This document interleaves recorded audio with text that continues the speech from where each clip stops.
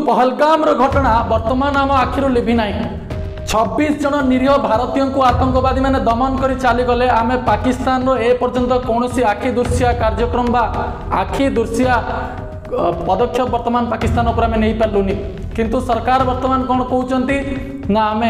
जाति जनगणना करूँ कास्ट कन्सियस सड़क ठारू सांसद पर्यंत प्रत्येक नेता मध्य ये गोटे संवेदनशील प्रसंग वर्तमान जागे उठी जे पहलगाम घटना छाड़ू पाकिस्तान कथा पर बुझा प्रथमे कहे तुम कौ जातिर प्रथमे कह तुम कौ जातिर एक मु कहूनी एक सरकार कहते जे वर्तमान जाति जनगणना करा तेरे कौन है जाति जनगणना कहीं वर्तमान यार आवश्यकता रही ना पहलगाम घटना बा पहलगाम रे हेतिबा आतंकी हमला को साइड करदेवाई ये गोटे मास्टर स्ट्रोक ये संपूर्ण घटना को आज आम बंधु ये घटना माध्यम आलोचना करबा ए वीडियो माध्यम आज आलोचना करबा ये संपूर्ण घटना को जानापी आपन को मो सहित ए वीडियो देखा पड़ो।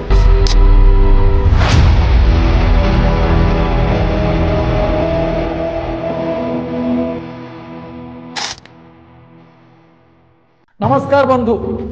जो सरकार आतंकी आक्रमण पर कहले जे आपण माने धर्मर विभ्रांत रखंतु नहीं धर्मर ब्यारियर रखंतु नहीं जेकोसी धर्मर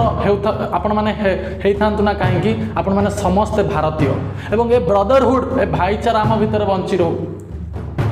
जिते जातिवाद कथा आसे बंधु ए ब्रदरहुड बा ए भाईचारा कुआडे पड़े जाए जो माने धर्मांतरीकरण बा धर्म को एक करने आम समस्ते गोटे भारत मातार संतान बोली धर्मर कथा जो आसे कहीपारती से जातिवाद विरुद्ध में कहीं कहीपारती ना विगत सप्ताह बंधु आम ओडिशार गंजाम जिले में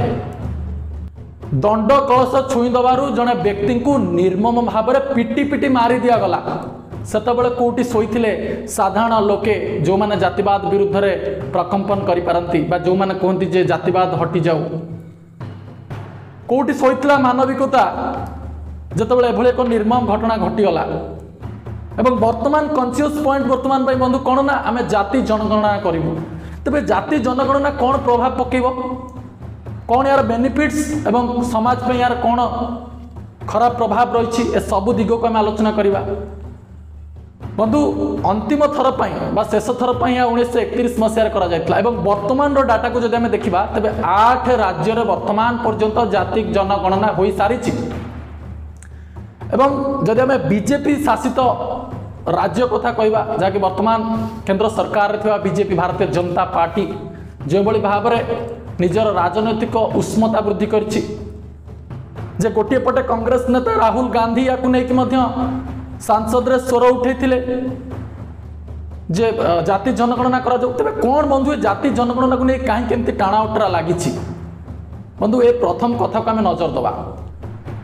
विभिन्न स्टेट अच्छी बंधु जो माने कि आमर बाबा साहेब भीमराव आंबेडकर कर जाइथिबा 40% पछुआ वर्ग जो माने अनुसूचित जाति और जनजाति आसुचंती सेमान को बात दे मध्य किछि रिजर्वेशन क्रिएट करी वोट को मैनिपुलेट करबा जेमति कि ओबीसी कोटा करागला ईडब्ल्यूएस कोटा करागला ए वोट बैंक को इनक्रीज करबा बा लोकों को आरक्षण नारे बांटिक रखा बा लोकों को आरक्षण ना नहीं कि भोट टाक मैनिपुलेट करवा एवं वर्तमान कहीं वर्तमान ये बंधु 2025 मसीह रही बिहार निर्वाचन एवं 2027 मसीह रही उत्तर प्रदेश साधारण निर्वाचन तेबे आगामी ये दुईटी निर्वाचन वर्तमान समय रे राजनैतिक दल मानी एक हटचमटर व्यवस्था पहलगाम घटना को छाड़ू आगे राजनीति देखूँ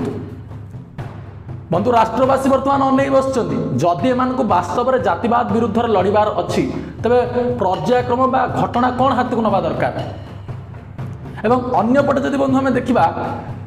तेरे जहाँ सरकारी कार्यक्रम रही जहाँ से मुद्दा रोचे जाति जनगणना हेले बेनिफिट्सटा कौन हम ना आम जाति भित्तिक योजना को इम्प्लीमेंट करें किंतु जब आम डाटा को बंधु देखा विगत दिन आज पर्यंत सेमती कौन सी योजना ना जहाँ जाति भित्तिक उपाय दि जाए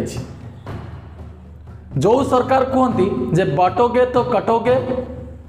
हम साथ है तो हमारा विकास है हम साथ है तो सेफ है। तो ए नारा दौथुबा सरकार वर्तमान हठात जाति जनगणना करिवार उद्देश्य कौन एवं उभय दलकर कथा आम कहवा। भारतीय जनता पार्टी चाहूँगी कोउठ ना कोउठी जो जगार तार लूज पॉइंट अच्छी जदि से जगार कौ जातिटा अधिक प्रभावित अच्छी से जातिर भोटा को टाणवा से विभिन्न लोभान्वित कार्यक्रम देखी एवं कांग्रेस कोउठ ना कोउठी चाहूँगी जे जो अलग भोट गुड़िक रही जहाँ बीजेपी भोट रही आम कौन एजेंडा रखा कहीं रिजर्वेशन हूँ गोटे एजेंडा सरकार पाई सत्तार रहा कहीं रिजर्वेशन अनुसार ही नेता टिकेट मिलता है कौ अंचल जड़े छिड़ा हे से कौन संरक्षित सीट की तेणु ए घटना को लक्ष्य कले बंधु आम चिंता करवा जे जाति जनगणना कोउठ ना कोउठी जदि लोकों किछिटा भल आने तेबे समाज रे जाति प्रथा को आउरी उज्जीवित करदेवाई समाज रे जाति जाति मध्य गोटे प्रादुर्भाव सृष्टि करने गोटे मुद्दा हो पारे ये समाज को भल बाट को नहीं जापे समाज को खराब बाट को बंधु नहीं जापे किंतु सर्वशेष से ही मानकर कथा आम कहवा जो मैंने आज अवहेलित जो मैंने निष्पेषित जो मान जनगणना करा जो जाति प्रथा विरुद्ध लड़ाई ये घटना कहुच्छी वास्तव में से घटना कौन हो विगत किछि दिन तले एसटी पॉपुलेशन बा आमे जोटा को अनुसूचित जनजाति बोली कहचे तार कटअप ओडिसा रे हाई स्कूल टीचर पाई पीजीटी जो वैकेंसी बाहरला ता पाई प्रीलिम्स कटअप गला 6 एवं याकू नेक मध्ये समालोचना करागला जे 6 रखिथिबा गोटे पिलाटी आसिकी टीचर हबो एवं आम माने से सीट रे बस पारिबनी बंधु यार आरक्षण रो वास्तव अर्थ को लोक माने आज पर्यंत मैनिपुलेट करछन्ती एवं एठी कहा जाउछि जाति जनगणना करी कुआडे समान को न्याय दे दिया जीवो। अब चिंता करंतु जे वास्तव में जोति पाई आरक्षण व्यवस्था करा जायतिला जे शिक्षा सामाजिक न्याय एवं सामाजिक मूल्यबोध को बुझिबा पई एवं जो माने निष्पेषित अवहेलित दलित से भाषा निहाती भाव कोट ना कोटी ऊपर को उठिबो से माने समाज मुख्य स्रोत रे शामिल हेबे एवं जाति प्रथा संपूर्ण भाव बंद हबो। जाति प्रथा बंद हवा बदल रे एठी आहुरी जाति प्रथा को उज्जीवित करा जाउछि एवं सरकार निजे आसी पचारछन तुमे को जातिर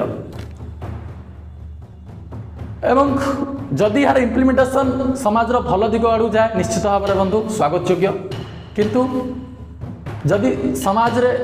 ये जाति को लेकिन प्रादुर्भाव सृष्टि करा जाए ये निश्चित भाव में गोटे कला नाग साप जे कि दंशन करने समाज रे अनेक बसछि तेणु ए मानसिकता कुश्चित मानसिकता को दूर करने सरकार प्रयास रहा दरकार ना वर्तमान जो भली समय रे कि जे देश वर्तमान शत्रु देश सहित छका पंजा खेलुची से शत्रु देश सांगरे लड़बार अच्छी ना वर्तमान देशर आंतरिकता बा भोट मैनिपुलेशन पॉलिटिक्स राजनीति करिवार अच्छी ये वर्तमान एक बड़ प्रश्नबाची छिड़ा करछि समग्र राष्ट्रवासी ऊपर। एबे बंधु कथा रहा आपण ऊपर जे आपण मानकर विचार विमर्श एवं सक्षमता शिक्षित चिंताधारा ए घटना को नहीं किभली प्रतिक्रिया रखुछि एवं ए घटना को आपण माने केउ रूपरेख देउछन्ति ताहा ही देखिया रहला बाकी सेते पर्यंत